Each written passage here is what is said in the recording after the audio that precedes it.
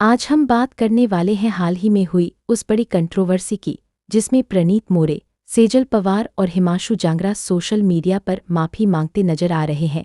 इसके साथ ही हम उन वायरल क्लिप्स पर भी चर्चा करेंगे जिनमें कुछ स्टैंड अप कॉमेडियन और इन्फ्लुएंसर्स महिलाओं के प्रति बेहद आपत्तिजनक और खतरनाक सोच को खुलेआम बढ़ावा देते दिखाई दे रहे हैं। इस वीडियो के लिए रिसर्च करते वक्त मुझे एक वायरल रील देखने को मिली जिसमें एक व्यक्ति कह रहा था कि शादी अपने आप में हमेशा के लिए कंसेंट है। उसके मुताबिक शादी के बाद महिला की इच्छा या सहमति की कोई अहमियत नहीं रह जाती और पति जो चाहे जब चाहे वह उसका अधिकार है। इतना ही नहीं, वह यह भी कह रहा था कि पुरुषों को ऐसी मांगों के लिए कभी अपराध बोध महसूस नहीं करना चाहिए। वह महिलाओं की निजी पसंद और उनकी सहमति की तुलना जबरदस्ती से कर रहा था। जरा सोचिए, यह सोच कितनी खतरनाक है।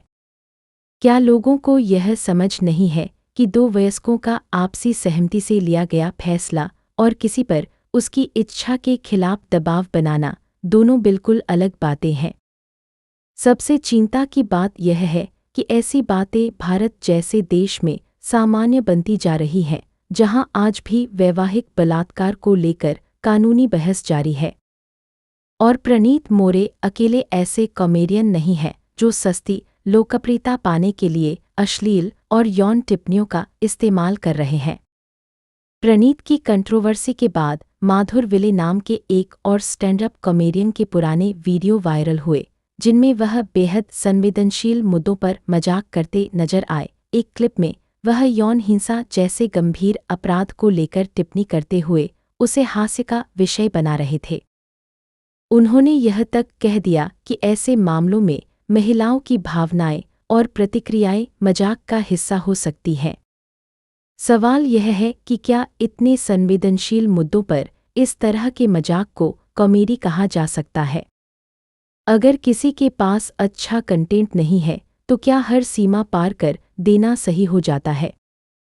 इसी बीच सोशल मीडिया पर यदुवीर सिंह मनहास नाम के एक इन्फ्लुएंसर की भी चर्चा हो रही है जिनका पूरा कंटेंट महिलाओं को ऑब्जेक्टिफाई करने और पुरुषों को तथाकथित डोमिनेट बनने की सलाह देने पर आधारित है।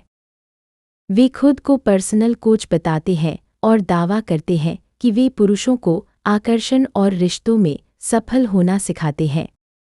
लेकिन उनके वीडियो और पोस्ट देखकर सवाल उठता है कि क्या यह वास्तव में गाइडेंस है या फिर महिलाओं के प्रति गलत सोच को बढ़ावा देने का तरीका।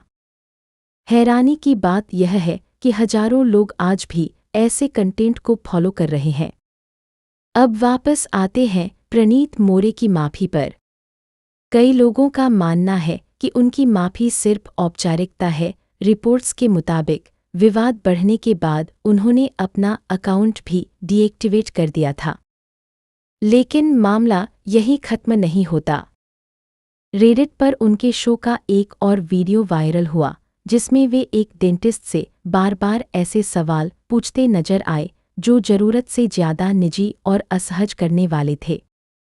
वीडियो में साफ दिख रहा था कि सामने बैठी डॉक्टर खुद असहज महसूस कर रही थी और जवाब देने से बचने की कोशिश कर रही थी। ऐसे में यह कहना कि वह बस माहौल में बह गए थे लोगों को बिल्कुल भी भरोसेमंद नहीं लग रहा। अब बात करते हैं सेजल पवार की। सेजल एक मेडिकल स्टूडेंट हैं और उन्होंने प्रणीत के शो के दौरान बताया था कि मेडिकल डिसेक्शन के समय छात्र किस तरह कैरवर्स के निजी अंगों को लेकर आपस में तुलना करते हैं। सबसे बड़ा सवाल यह है कि जो परिवार अपने परिजनों के शरीर को मेडिकल शिक्षा और रिसर्च के लिए दान करते हैं, अगर उनके साथ इस तरह का व्यवहार किया जाएगा तो भविष्य में कौन अपने परिजनों की बॉडी डोनेट करना चाहेगा? यह केवल एक घटना नहीं थी। इसके बाद सोशल मीडिया पर कई और वीडियो सामने आए जिनमें कुछ मेडिकल स्टूडेंट्स फीमेल कैरवर्स को लेकर अनुचित टिप्पणियां करते दिखाई दिए। इस पूरे मामले के बाद सेजल ने सार्वजनिक रूप से माफ़ी मांगी और कहा कि यह उनका पहला स्टैंड अप अनुभव था और उनका किसी का अपमान करने का इरादा नहीं था। हालांकि सोशल मीडिया पर बहुत से लोग उनकी माफ़ी को ईमानदार नहीं मान रहे हैं। उनके कॉलेज ने उन्हें 15 दिनों की फोर्स लीव दी है और इस दौरान कैंपस में एंट्री पर भी रोक लगा दी गई है। लेकिन लोग सवाल उठा रहे हैं कि क्या यह सज़ा पर्याप्त है। कुछ लोग यह भी कह रहे हैं कि उनके प्रभावशाली संपर्कों की वजह से उन्हें हल्की कार्रवाई का सामना करना पड़ा।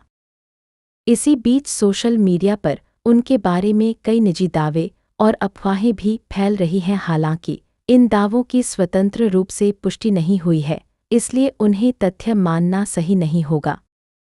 लेकिन एक बात जरूर है, मेडिकल प्रोफेशन में शुरुआत से ही छात्रों को सिखाया जाता है कि कैरियर्स का सम्मान करना उनकी नैतिक जिम्मेदारी है।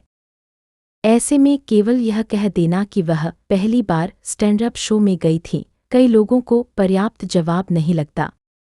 अब बात करते हैं हिमांशु जांगरा की। रिपोर्ट्स के मुताबिक उन्हें नौकरी से निकाल दिया गया है। उन्होंने एक इंटरव्यू में कहा कि उन्हें उस शो में जाने का पछतावा है और वे इस पूरे विवाद के बाद काफ़ी तनाव में हैं। उनके खिलाफ एफआईआर भी दर्ज की गई है और सोशल मीडिया पर बड़ी संख्या में लोग कंपनी के फैसले का समर्थन कर रहे हैं।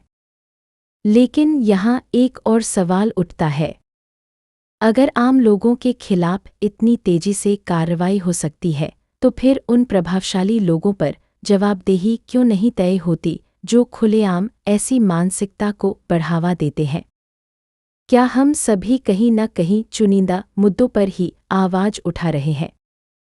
समाज में इस तरह की सोच का सामान्य होना वास्तव में चिंता का विषय है। आप इस पूरे मामले पर क्या सोचते हैं? अपनी राय कमेंट सेक्शन में जरूर बताइए। अगर वीडियो पसंद आई हो तो लाइक, शेयर और सब्सक्राइब करना मत भूलिए।